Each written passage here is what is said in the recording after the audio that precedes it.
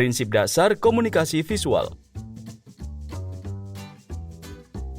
Setelah mempelajari materi ini, Anda diharapkan mampu untuk menjelaskan pengetahuan dasar komunikasi visual. Definisi komunikasi. Komunikasi adalah proses penyampaian pesan dari komunikator kepada komunikan melalui saluran atau channel tertentu.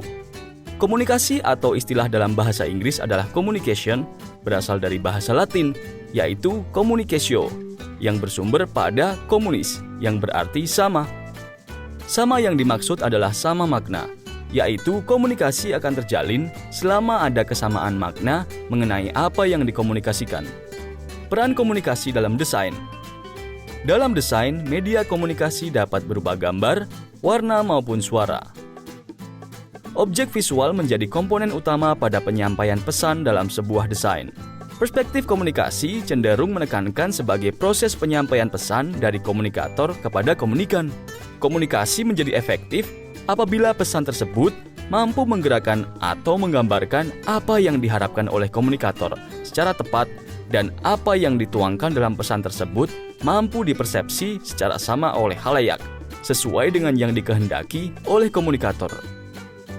Dalam desain komunikasi visual, terdapat elemen-elemen dasar yang perlu kamu ketahui, yaitu garis, bentuk, warna, tata letak, tipografi, dan tekstur. Garis atau line adalah salah satu elemen yang terpenting dalam grafik desain. Garis mampu membimbing mata bergerak dari satu bagian ke bagian lain. Garis dapat menggambarkan suatu arah dan membagi ruang, serta dapat menggambarkan atau mendeskripsikan sebuah objek lewat kerangka yang terbentuk dari garis. Garis dapat berupa panjang, pendek, mendatar, tegak, miring, lengkung, bersilangan, sejajar, zigzag, spiral, dan gelombang. Bentuk. Bentuk merupakan gambaran umum sesuatu atau formasi yang tertutup atau jalur yang tertutup. Salah satu cara melukiskan bentuk adalah dengan garis, hingga menjadi bentuk-bentuk seperti lingkaran, elips, silinder, piramid, kubus. Kemudian bentuk diisi dengan warna, nada, atau tekstur, sehingga akan menggambarkan atau menampilkan kualitasnya. Pertama-tama, mari kita bahas mengenai warna. Warna merupakan salah satu hal yang paling penting dalam desain, karena warna merupakan hasil implementasi atau perwujudan makna dari suatu filosofi. Warna terbagi ke dalam 4 kelompok, yaitu warna primer, warna sekunder, warna tersier, dan warna netral. Warna primer. Warna primer merupakan warna dasar yang tidak merupakan campuran dari warna-warna lain. Warna yang termasuk dalam golongan warna primer adalah merah, biru, dan hijau. Warna sekunder merupakan hasil percampuran warna-warna primer dengan proporsi 1:1. Misalnya warna jingga merupakan hasil campuran warna merah dengan kuning. Hijau adalah campuran biru dengan kuning. Dan ungu adalah campuran merah dan biru. Selanjutnya adalah warna tersier. Warna tersier merupakan campuran salah satu warna primer dengan salah satu warna sekunder. Misalnya, warna jingga kekuningan didapat dari percampuran warna kuning dan jingga. Contoh lainnya seperti ungu kemerahan, biru violet, biru kehijauan, dan lainnya. Warna netral merupakan hasil campuran ketiga warna dasar dalam proporsi 1:1:1. Warna ini sering muncul sebagai penyeimbang warna-warna kontras di alam, seperti putih dan hitam. Selanjutnya kita bahas skema warna. Skema warna merupakan hal dasar menentukan penggunaan warna dalam desain yang dikelompokkan menjadi monokromatik, analog, komplementer, split komplementer, triad, dan tetrad. Monokromatik. Skema warna monokromatik adalah komposisi yang berasal dari satu warna dengan intensitas yang berbeda. Misalnya biru dengan biru muda atau hijau dengan hijau tua. Analog. Skema warna analog adalah kombinasi warna-warna bersebelahan atau berdekatan dalam lingkaran warna.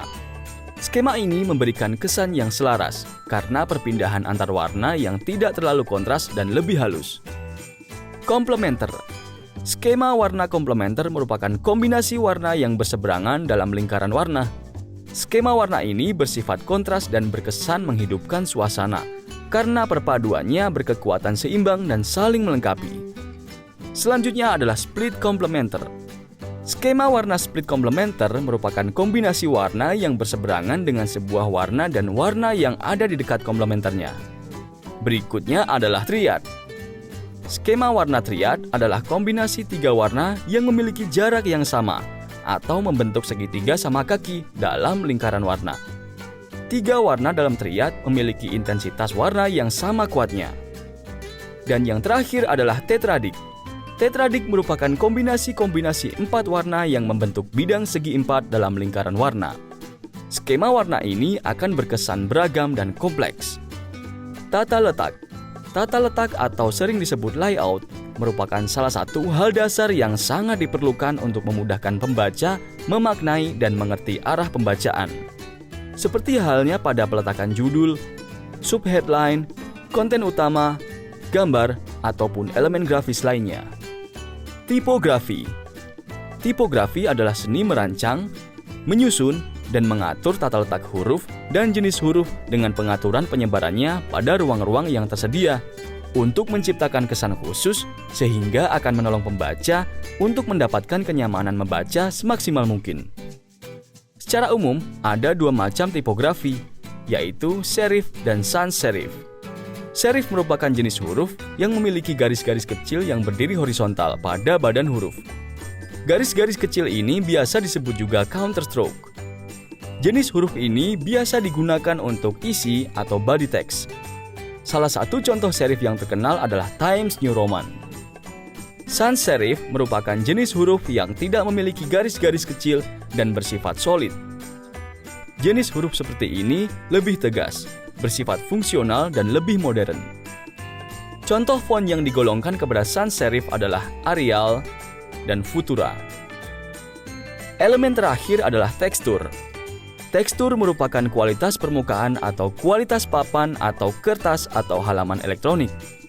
Tekstur dikategorikan menjadi 2, yaitu tekstur nyata atau tactile dan tekstur semu atau ilusi atau visual. Dalam desain terdapat beberapa konsep yang perlu kamu terapkan, yaitu titik fokus, hierarki visual dan ilustrasi, kontras, simplicity dan kejelasan atau clarity. Mari kita bahas satu persatu. Titik fokus. Prinsip titik fokus menonjolkan salah satu unsur untuk menarik perhatian, misalnya antara merek dan ilustrasi. Keduanya merupakan unsur yang saling merebut perhatian. Agar tidak membingungkan konsumen, maka diperlukan suatu penonjolan, baik dari segi warna maupun dari segi ukuran. Hierarki visual merupakan prinsip yang mengatur elemen-elemen mengikuti perhatian yang berhubungan secara langsung dengan titik fokus. 3 pernyataan penting mengenai hierarki visual yaitu mana yang Anda lihat pertama, mana yang Anda lihat kedua, mana yang Anda lihat ketiga, dan seterusnya. Ilustrasi adalah hasil visualisasi dari suatu tulisan dengan teknik drawing, lukisan, fotografi, atau teknik seni rupa lainnya yang lebih menekankan hubungan subjek dengan tulisan yang dimaksud daripada bentuk.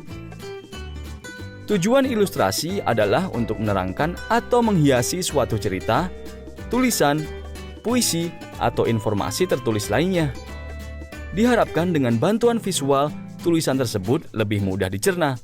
Bentuk gambar ilustrasi dapat berupa foto, karikatur, kartun, potret manusia, binatang, dan tumbuh-tumbuhan. Selanjutnya adalah kontras.